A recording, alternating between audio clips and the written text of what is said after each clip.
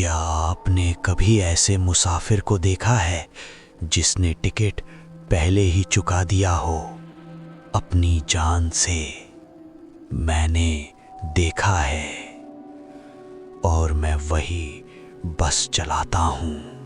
मैं bus driver हूँ, सरकारी बस, रूट नंबर 107। दिन की ड्यूटी आसान होती है, लेकिन रात की आखिरी बस कोई नहीं चलाना चाहता, क्योंकि इस बस का टाइम है रात 11:55 और ये बस कभी खाली नहीं जाती। पहली बार उस रात डिपो लगभग खाली था, 1-2 बल्ब टिमटिमा रहे थे। कंडक्टर ने मुझसे कहा, आज अकेले जाओगे? मैं हंसा, इतनी रात को कौन चढ़ेगा? वो मेरी आंखों में नहीं देखा, बस बोला, जो चढ़े उससे टिकट मत मांगना। मैंने बस स्टार्ट की। इंजन की आवाज़ भारी थी, जैसे उसे भी पता हो ये सफ़र आसान नहीं। पहला स्टॉप आया, सड़क सुनसान, चारों तरफ अंधेरा, और तभी कदमों की आहट। एक आदमी चढ़ा, सफ़ेद कमीज़, मुंह नीचे। मैंने टिकट के लिए हाथ बढ़ाया। उसने धीरे से कहा, मैं पहले ही चुका चुका हूँ। उसकी आवाज़ अजीब थी, जैसे बस के अंदर नहीं, मेरे सिर के अंदर बोल रहा हो। मैंने रियर मिरर में देखा, वो सीट पर बैठ चुका था, लेकिन बस रजिस्टर में कोई एंट्री नहीं थी। दूसरा स्टॉप, फिर वही हुआ। इस बार एक औरत चढ़ी। उसकी साड़ी गीली थी, जैसे अभी नदी से निकली हो। उसने भी टिकट नहीं लिया।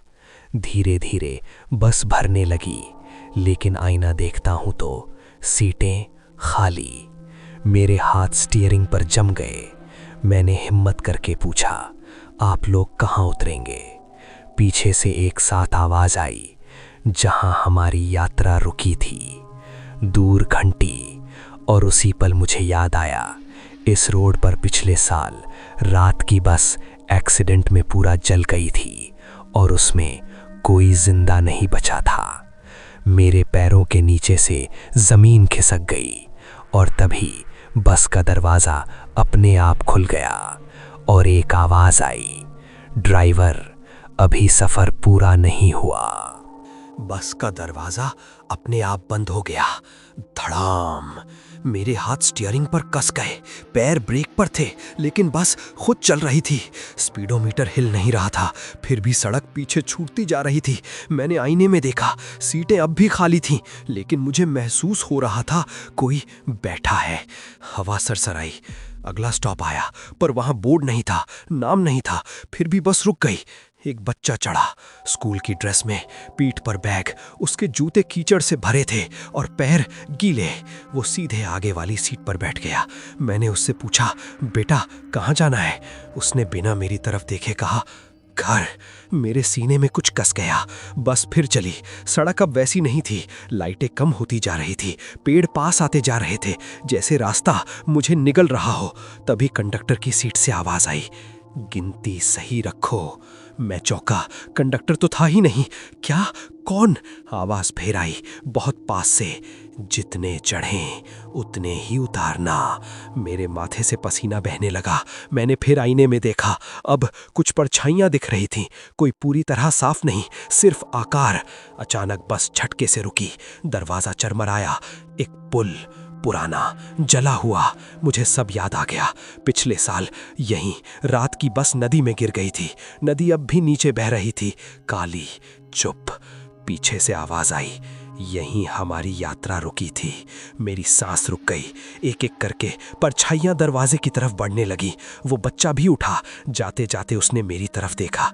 उसकी आंखों में डर नहीं था, बस एक सवाल था, आप हमें छोड़ देंगे ना? मेरे गले से आवाज नहीं निकली। बस का इंजन अपने आप बंद हो गया। चारों तरफ सन्नाटा, दूर पानी की आवाज। और तभी मुझे एहसास हुआ, अगर मैंने उन्हें उनकी मंजिल तक नहीं पहुंचाया तो अगली रात ड्राइवर की सीट खाली नहीं रहेगी और वो मुझे कहीं उतरने नहीं देंगे। बस पुल के बीच में खड़ी थी, इंजन बंद, लाइटें मरी हुई, नीचे नदी बह रही थी, काली, गहरी, जैसे इंतजार में हो। एक एक करके परछाइयां बस से उतरने लगीं। कोई रो नहीं रहा था, कोई चिल्ला नहीं रहा था, बस शांति।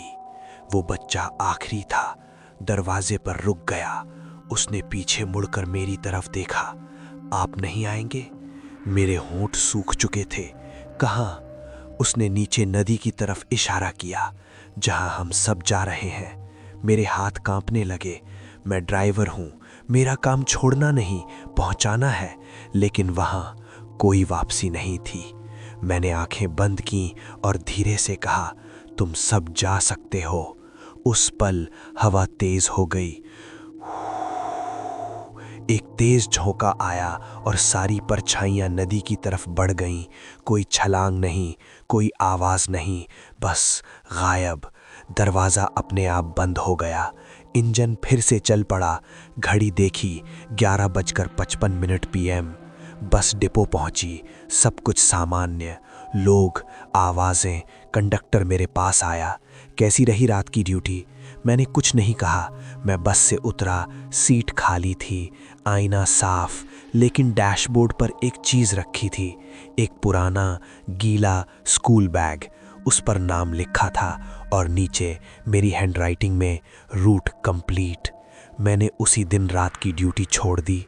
अब मैं सिर्फ दिन में बस चलाता हूँ, लेकिन हर सोमवार रात 11:55 पर जब कोई बस मेरे पास से गुजरती है तो मुझे पीछे की सीटों से हल्की सी आवाज़ आती है, ड्राइवर, ड्राइवर। और मैं आज भी आईने में पीछे देखने की हिम्मत नहीं कर पाता।